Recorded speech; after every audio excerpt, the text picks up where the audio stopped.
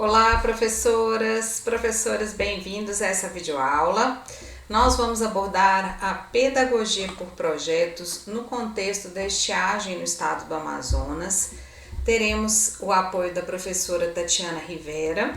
Ela vai compartilhar conosco a sua experiência como educadora em diversos contextos aí nos quais há impossibilidade de aulas presenciais com os estudantes.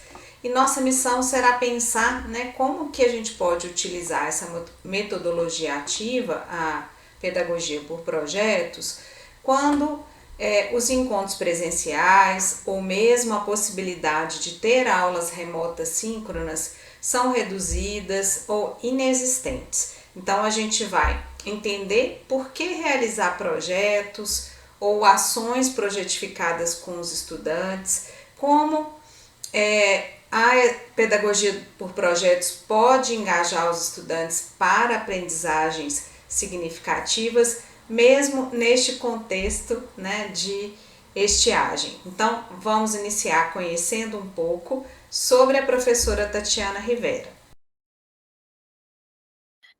Olá, tudo bem? Eu sou a professora Tatiana Rivera, eu sou amazônida, nasci na cidade de Benjamin Constant, à beira do Rio Solimões, na Tríplice Fronteira.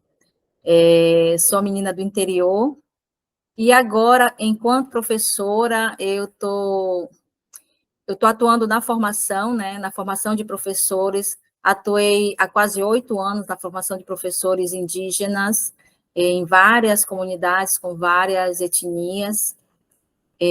Também atuei no CEPAM, no Centro de Formação de Professores da Secretaria. Eu sou servidora da Secretaria de Educação do Amazonas. Sou formada em língua portuguesa.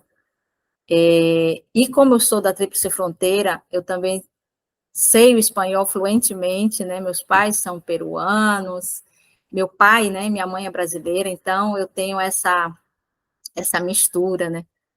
E muito do que eu vivi, eu levo para as formações, porque é com esses pares que eu trabalho, né? Com a Amazônida, com o ribeirinho, com o indígena, né? E a maioria das pessoas que eu conheço, dos professores, eles também fazem parte desse contexto. Hoje eu estou atuando e estou vivendo uma outra experiência que não deixa de ser diferenciada, que é a educação especial. E muito do que eu sei, do que eu aprendi com todos os professores nessa grande troca que é a formação de professores, eu aplico também. Tá? E uma das minhas paixões são as metodologias ativas. Então, eu trabalho muito com a metodologia ativa, o ensino híbrido, porque a própria região amazônica, ela te exige a que você tenha se transforme nessas adversidades, tanto da pandemia, que foi um acontecimento mundial, mas também de acontecimentos locais, como é a estiagem, né? Então, nossas distâncias são grandes, nossas ruas são os rios, e quando nos faltam essas ruas, a gente fica um pouco ilhado.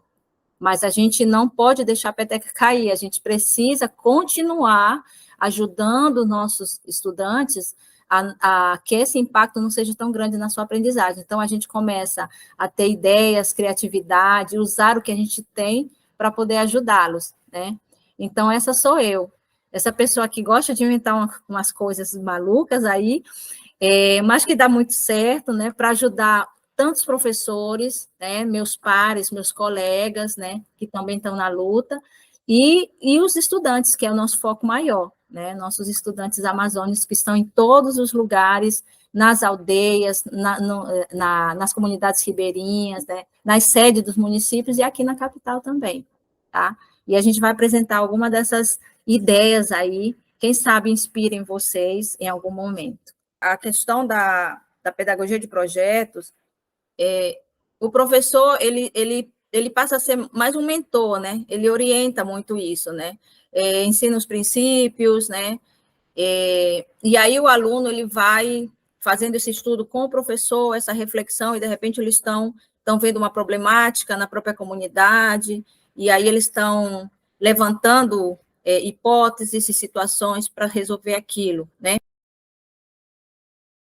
Bom, um projeto ele pode ser organizado de vários modos, aí é a escolha do professor, né? Mas todo projeto ele vai partir de um problema, né? Ou de uma questão de pesquisa. Né? No caso de um projeto de pesquisa, né? Há sempre uma questão, depois é preciso fazer um recorte, né? dessa questão e todo um planejamento e um desenvolvimento. No caso de um projeto de intervenção na escola, no contexto comunitário, né, dos estudantes, ele parte de um problema, né, de uma questão, de algo que é desejável, né, de ser transformado, de ser aprimorado naquele contexto. E aí os estudantes vão trabalhar de modo interativo, né, vão aprender de modo colaborativo a solucionar esse problema, né, ou a transformar a realidade conforme eles desejam. Então, os estudantes são convidados, né, por meio da pedagogia de projetos, a planejar, a solucionar junto uma questão, a colocar a mão na massa. Porém, né, num contexto em que esses estudantes, né, não interagem presencialmente com o professor ou em chamadas, né, remotos síncronos, é mais difícil esse professor acompanhar, né, o desenvolvimento desse projeto, né? Inclusive mais difícil o professor mobilizar os estudantes para uma questão, para a realização de determinada ação aí projetificada. E é isso que nós vamos pensar aqui agora, né? Como que o professor, né, sem essa interação mais próxima com os estudantes, pode mobilizá-los, né, para a realização de um projeto. E a professora Tatiana, né, ela nos apresenta aí um exemplo realizado em Benjamin Constant, que foi o uso da tecnologia do rádio para dar aulas. E aí nós fizemos aqui junto com ela o exercício de como poderíamos promover, né, a pedagogia por projetos por meio do rádio. Então, vamos assistir a professora Tatiana, né, contando como é que ela faria esse exercício com os estudantes. Uma das estratégias também usada por Benjamin Constant é via rádio. Então, o sinal de rádio, ele chega ao município, e lá na sede do município tem uma estação de rádio, Rádio Rio, se eu não me engano. A frequência é muito boa. Então, aí a rádio foi parceira, porque aí, na época da pandemia também aconteceu isso. Foi um dos municípios que se valeu dessa tecnologia. Então, os professores gravam os programas, né? Me lembra a telenovela, né? A radionovela da época, né? Então, as crianças reconhecem a voz do professor, da professora, e é uma coisa. Aí seria um trabalho bem mais de reaprender mesmo. A professora tem que fazer uma coisa bem lúdica, sem ela ser vista, na verdade, é a voz dela, né? Primeiro, eu precisava passar para eles, para os meus alunos, se já não tivesse feito isso antes, no presencial, antes da estiagem chegar, os princípios de como a gente elabora um pequeno projeto. Primeiro, né, eles têm que entender isso. O que eu vou precisar, né, para que o meu projeto seja... Aí eu posso conversar com eles a questão de trabalho colaborativo, né? Quem vai fazer o quê, né?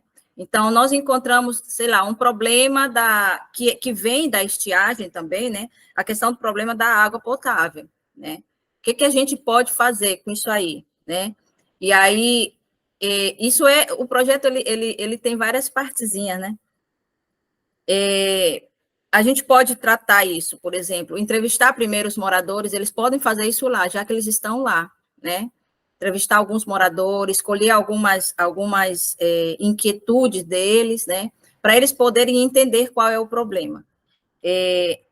Depois eles podem também redigir pedir para eles, isso à distância sempre, né? Porque existem algumas comunidades que, mesmo com a estiagem, no caso de Benjamin Constant, no planejamento deles, nesse calendário diferenciado e tudo, os professores iam 2 vezes por semana para conversar com os alunos, né? Os professores se deslocavam. Mas a aula continuaria, né? Então, aí, de repente, escrever alguma solicitação, carta, não sei, algum documento para as autoridades, né, contando, relatando alguma coisa assim. E qual seria o que nós poderíamos fazer? Porque existem comunidades lá que eles se abastecem da água do rio mesmo, né? Mas só que a água já, quando chega lá, a questão da saúde, ela trata a água e tudo mais. Seria um cenário, né? Um problema que eu encontrei de repente, né?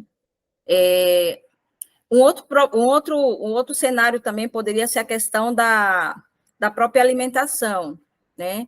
Com a seca, os próprios comunitários, eles sofrem muito com a questão da roça, né? Da irrigação das plantas e tudo mais.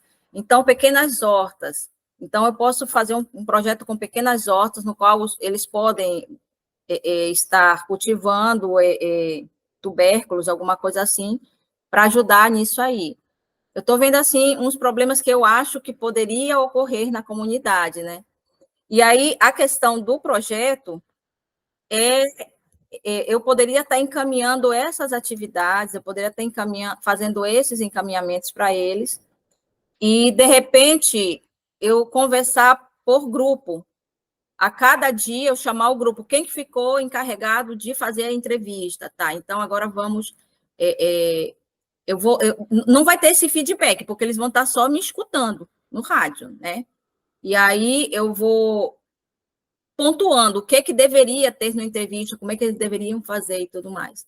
A gente precisa encantar, sabe, professora? A gente precisa se transformar.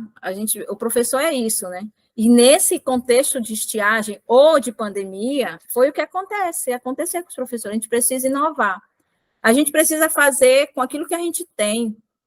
Muitas comunidades, eles não têm conectividade, mas o que eles têm lá? Né? Eles têm o que lá? Eles têm a paisagem, eles têm lá o cacique que conta história, o mais velho, ele tem aquela casa de farinha que eles fazem. Qual a história da farinha? Quem foi Mani? Por que existe a história de Mani? O que nós temos aqui nesse espaço? Com isso que nós temos, a gente consegue dar uma aula de história, de geografia, de literatura, de contos, de lendas, de muita coisa. Agora, se eu tivesse a oportunidade, em alguns municípios pode acontecer, de eu ir 2 ou 3 vezes por semana na escola, seria interessante, porque aí era um momento de orientação, né? Eu reunir eles e ver o que eles estão construindo, de repente ajustar aqui, ajustar ali, dar umas orientações para eles, né? Tirar dúvidas, né? Porque esse feedback não vai ter no rádio, mas eu posso ter de repente, essa oportunidade de ir, né? Na verdade, como eu sou da área das linguagens, né? Eu pensaria muito na questão da entrevista, né? Deles gravarem alguma coisa no próprio celular, de repente, alguma coisa, porque eles têm celular. E se não tiver celular, registrar isso, por exemplo, no caderno, a entrevista mesmo em caderno, né? E tirar fotos, né?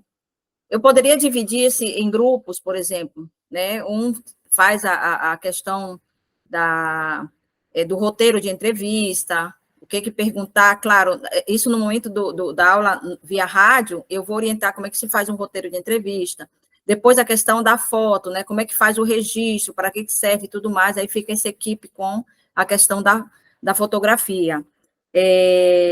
Como isso vai, aí eles podem fazer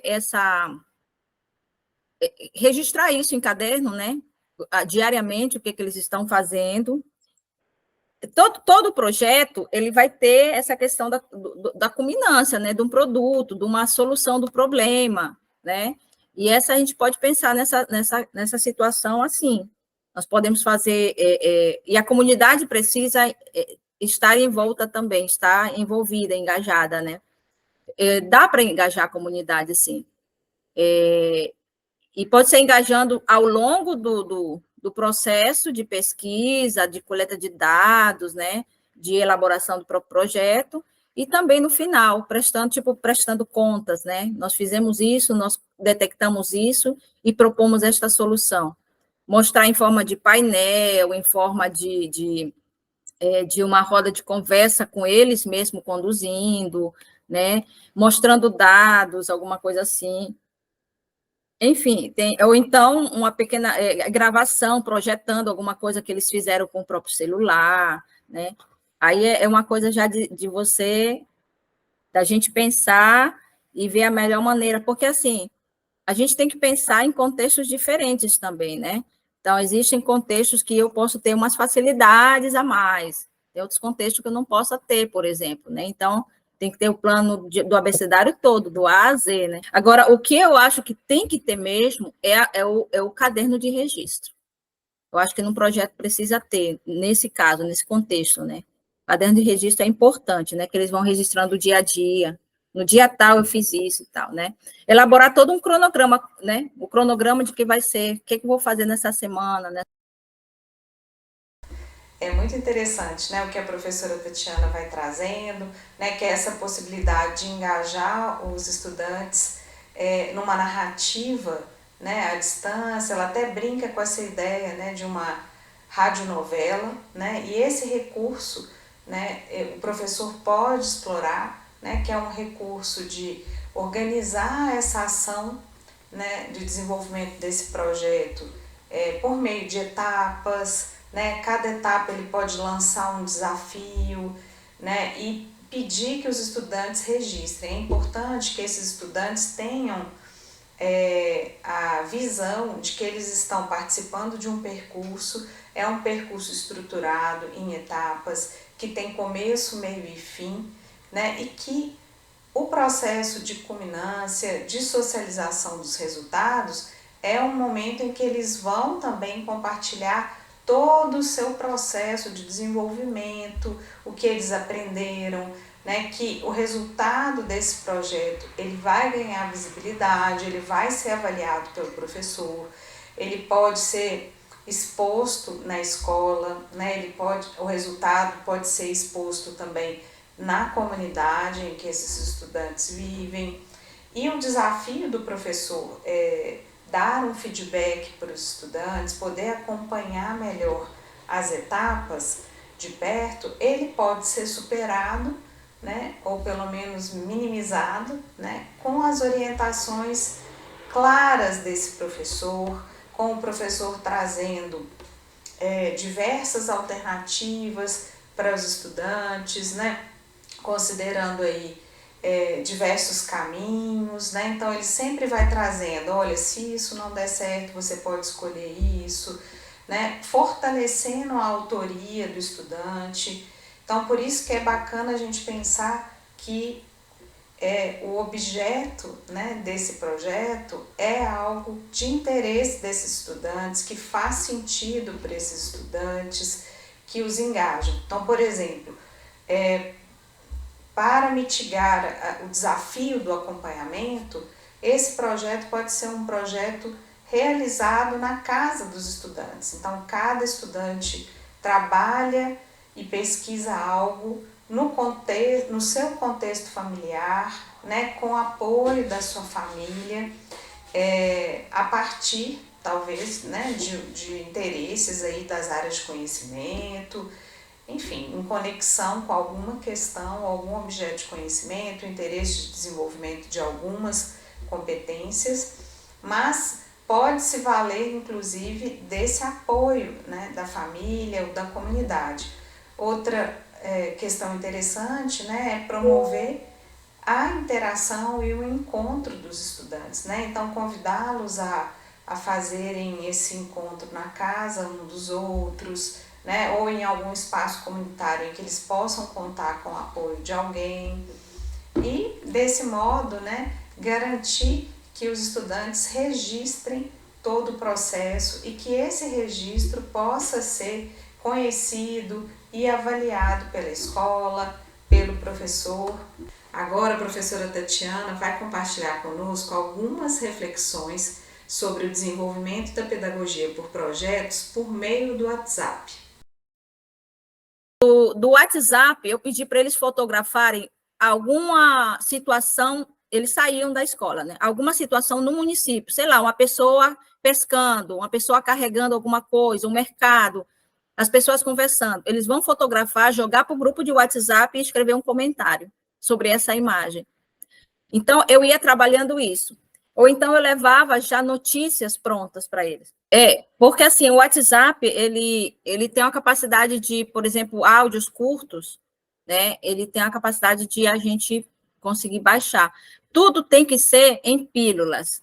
Eu não posso fazer coisa longa, né? Eu tenho que fazer orientações bem objetivas e curtas, né? Para ele entender, para ele poder entender o que tem que ser feito.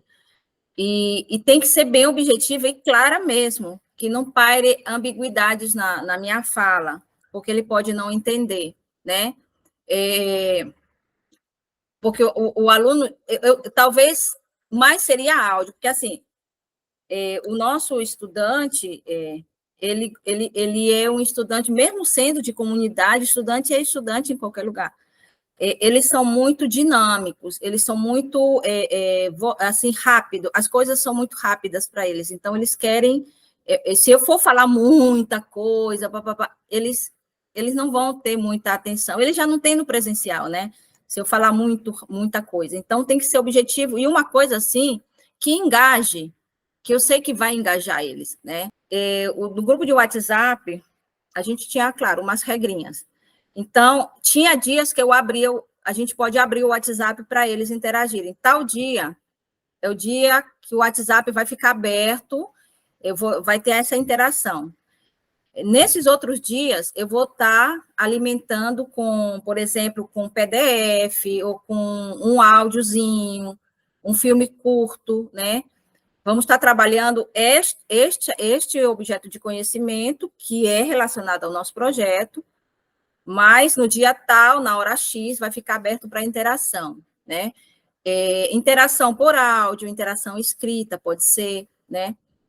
Mas aí a professora vai estar atenta a que todos participem, verificar se todos estão realmente participando, né?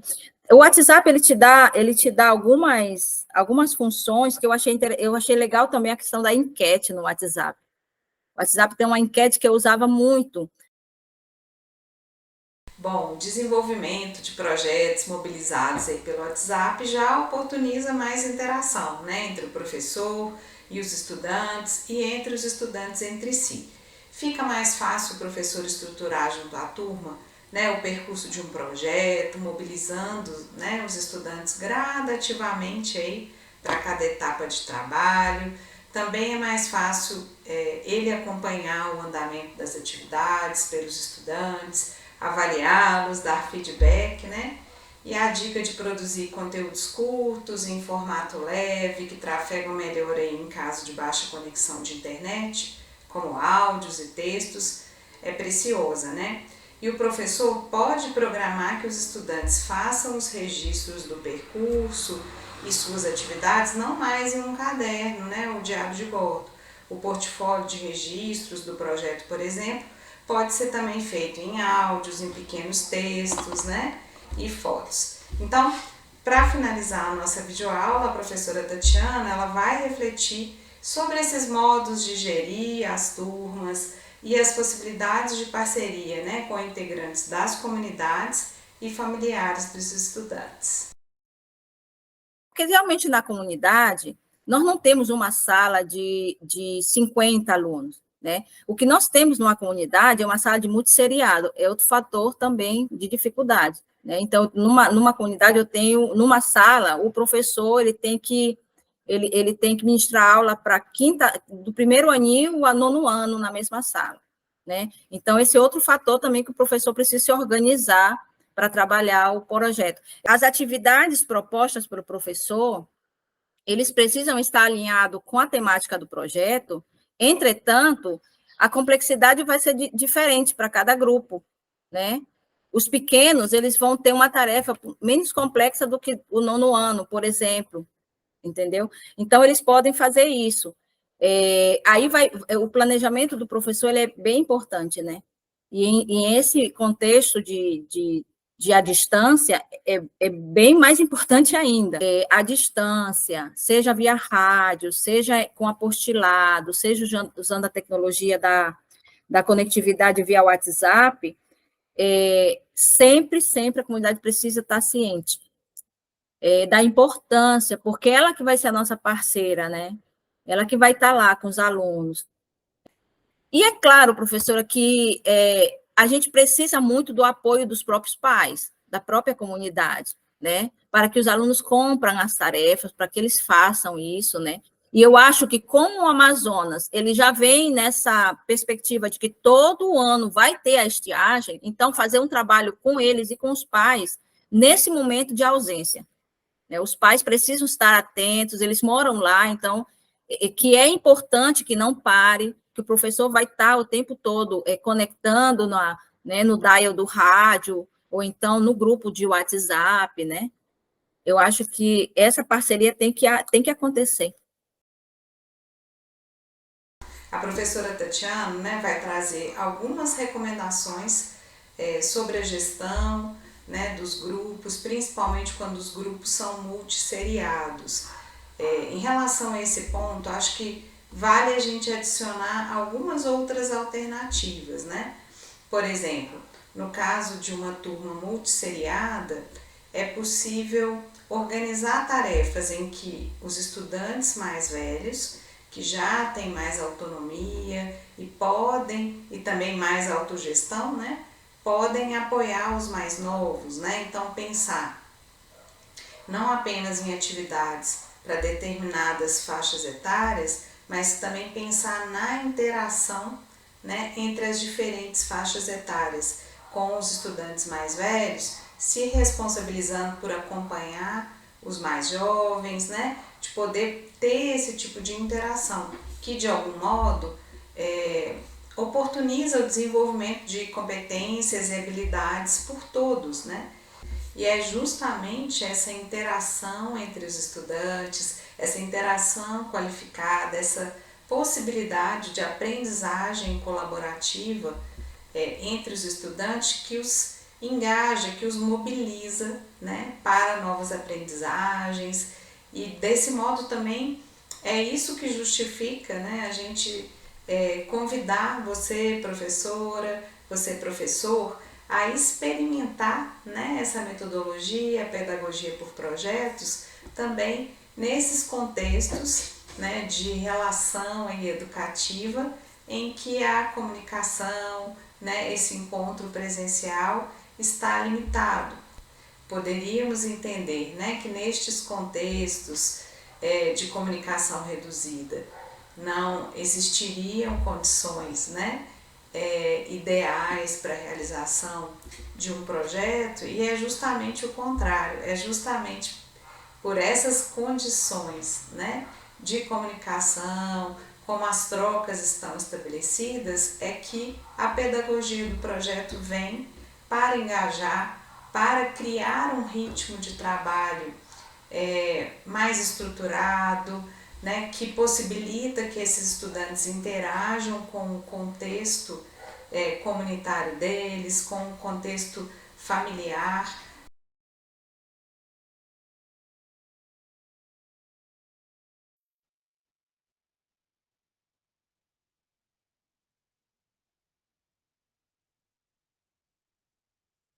Olá, professor, professora, seja muito bem-vindo, bem-vinda.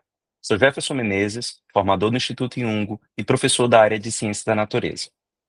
Como vocês viram com a formadora Juliana, a pedagogia por projetos é focada na resolução de problemas, envolve a formulação e investigação de hipóteses, a comparação de diferentes estratégias e o registro processual, o que torna a aprendizagem visível tanto para o próprio estudante quanto para os outros, e também requer a criação de critérios coletivos de avaliação na perspectiva com foco no desenvolvimento de conhecimentos. Entendemos como conhecimentos poderosos conceitos, linguagens, competências, habilidades, valores que permitam aos sujeitos ter autonomia para a participação no mundo contemporâneo e para a realização dos seus projetos de vida. Nessa perspectiva, o trabalho por pedagogia de projetos é uma oportunidade para superar a fragmentação dos conteúdos e das experiências de aprendizagem em tempos, espaços e disciplinas estanques que estimulam, então, as escolas que organizem os seus currículos, fomentando a continuidade dos estudos e da comunidade de prática na construção de conhecimentos. Nesse encontro, vamos estabelecer um diálogo entre as aprendizagens dentro da área da ciência da natureza e o documento de repriorização curricular da rede, empregado atualmente num contexto de estiagem. Vamos tomar como ponto de partida a nossa unidade temática, o uso da linguagem científica e representações.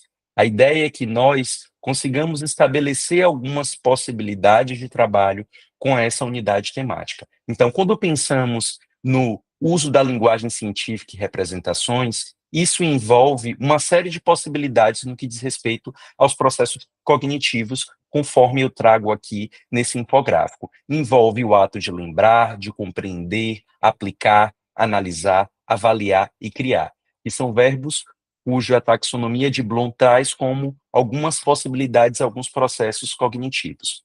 Tomando como ponto de partida compreender na perspectiva da comunicação científica, que envolve a construção de significado a partir de mensagens, incluindo a comunicação que é oral, que é escrita e que é gráfica. Então, quando começamos a construir um vocabulário próprio que dá significado ao conhecimento. Então, agora, como é que a gente pode partir dessa unidade temática e estabelecer conexões entre habilidades, que estão lá previstas no documento de repriorização curricular, objetos de conhecimento e também estabelecer diálogos com outros componentes e outras possibilidades para o currículo. Tomando aqui como referência, eu optei por trazer duas habilidades, a M13 CNT 205, que fala sobre interpretar resultados e realizar previsões sobre atividades experimentais, fenômenos naturais e processos tecnológicos, com base nas noções de probabilidade e incerteza, reconhecendo os limites explicativos das ciências. Quando pensamos num trabalho com essa habilidade, especialmente no contexto de emergência climática, essa habilidade implica reconhecer a importância de confiar em dados experimentais para, posteriormente, realizar análise da situação de estudo, que pode envolver desde a utilização de determinadas tecnologias, o emprego e o manuseio de alguns sistemas, de alguns arranjos produtivos.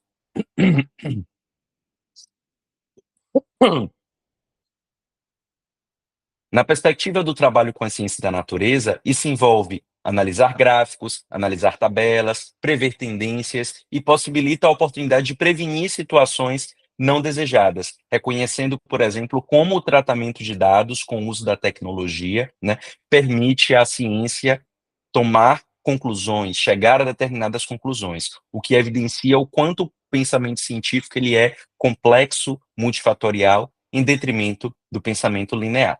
Em biologia, física e química, nesses componentes da ciência da natureza, espera-se que o estudante ele compreenda a natureza probabilística do conhecimento científico e reconheça, por exemplo, que a construção de discursos ela deve se basear em evidências, em dados, né? Não considerando dados científicos como fatos absolutos. Então, aqui, professora, é interessante organizar situações didáticas nas quais a coleta de dado, a organização e a análise sejam um foco. Isso pode partir desde dados de periódicos oficiais ou até dados, por exemplo, que são veiculados na imprensa local, né? Aqui, por exemplo, é possível um exercício de aproximação com a matemática, né, a partir da utilização de cálculos, análise de erros experimentais e etc. Também, em conexão com com as ciências humanas, é possível analisar pirâmides etárias, né? É um exercício de possibilidade de aproximação com as ciências humanas, incluindo avaliar a política de prevenção de desastres naturais. Então, essa habilidade é uma oportunidade genuína para o processo experimental investigativo, que também está relacionado com a competência geral 2, que aborda o pensamento científico, crítico e criativo. Uma outra habilidade que optamos por trazer aqui é a habilidade EM13CNT 304. Permita-me ler apenas um trecho dessa habilidade para que possamos, então, ampliar os nossos olhares. Então, ela convida os estudantes a analisar e debater situações controversas sobre a aplicação do conhecimento da área de ciência da natureza.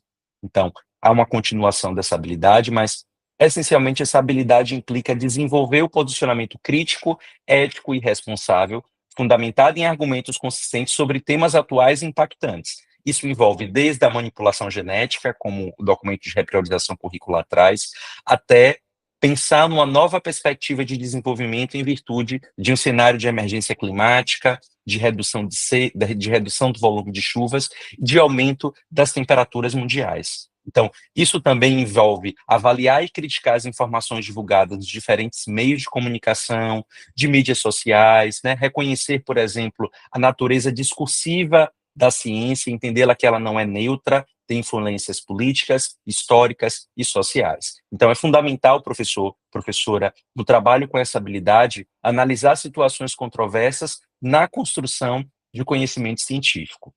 Como cada um dos componentes, como a biologia, como a química, como a física, contribuem, então, nessa perspectiva, né? Como esses componentes, eles trazem os seus objetos de conhecimento para favorecer o desenvolvimento de habilidades e competências. Então, a biologia, ela contribui nessa habilidade ao abordar temáticas que permitam que os estudantes reflitam sobre aplicações práticas da biotecnologia, por exemplo, o uso de DNA, né, que afetam a sociedade de diferentes formas, analisando e construindo esses argumentos para situações controversas, como a utilização de organismos geneticamente modificados, a manipulação genética de seres vivos. No caso da física, a física contribui no desenvolvimento dessa habilidade com a discussão sobre a interface entre inteligência artificial, a reflexão sobre tecnologia, analisando a ética e a integridade na ciência, a utilização da radioatividade e as implicações, especialmente de conhecimentos científicos, de forma íntegra e ética. Por fim, a química contribui nessa habilidade, levantando conceitos e informações que podem ajudar na elaboração de argumentos e no desenvolvimento de uma postura capaz de debater impactos das tecnologias da sociedade, que envolve desde tecnologias voltadas para a produção de energia ou até aquelas que indiretamente estão associados ao modelo de desenvolvimento socioeconômico. Então, aqui é importante que o estudante ele possa conhecer a estrutura e aplicação de determinadas moléculas, em conjunto com os conhecimentos sobre as forças que mantêm essas moléculas no meio ambiente, a persistência de determinados produtos químicos dentro dos ecossistemas. Então, são possibilidades de trabalho com essas duas habilidades na perspectiva, né, de trabalhar a unidade temática, o uso da linguagem científica e suas representações. E para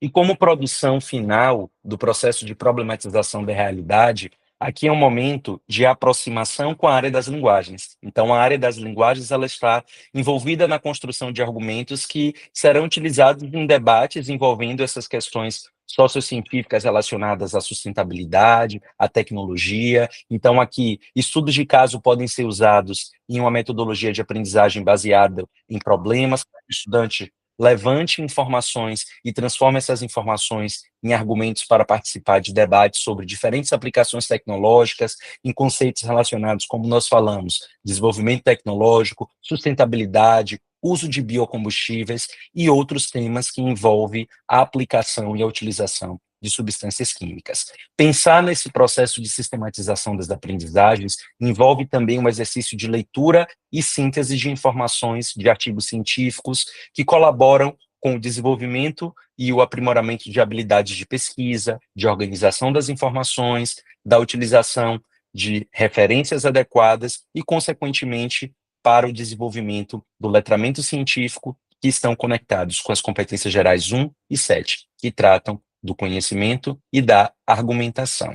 É importante destacar que eu trabalho com essas possibilidades, com essas habilidades, em articulação com o que nós vimos aqui anteriormente, com as habilidades que o documento de repriorização curricular traz, são possibilidades, mas cabe a você, professor, professora, exercitar a autoria e a criação docente, dialogando com as peculiaridades do território e os interesses dos e das jovens. Então, por hoje é só. Convido você a avaliar o nosso encontro e até a próxima.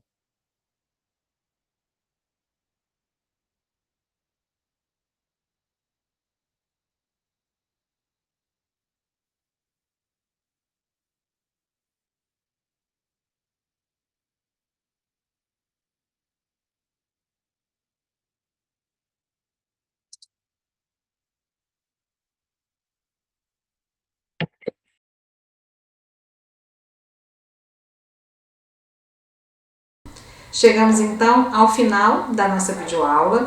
Nesse percurso pudemos refletir sobre o uso da metodologia ativa Pedagogia por Projetos, principalmente pensando aí o contexto da estiagem. Tivemos aí a parceria da professora Tatiana Rivera, que trouxe aí várias dicas, né, de como trabalhar os projetos em situação em que os estudantes têm a limitação de estar presencialmente na escola.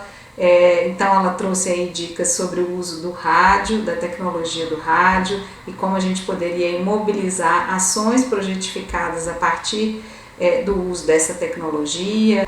Também refletimos sobre o uso do WhatsApp e como mobilizar os estudantes para o desenvolvimento de projetos neste contexto remoto síncrono. E você depois pôde refletir um pouco mais sobre o uso dessa metodologia articulada à sua área de conhecimento. Desejamos então que você aplique esse conhecimento e realize projetos mobilizadores de aprendizagem significativas com os estudantes em sua escola. Até a próxima!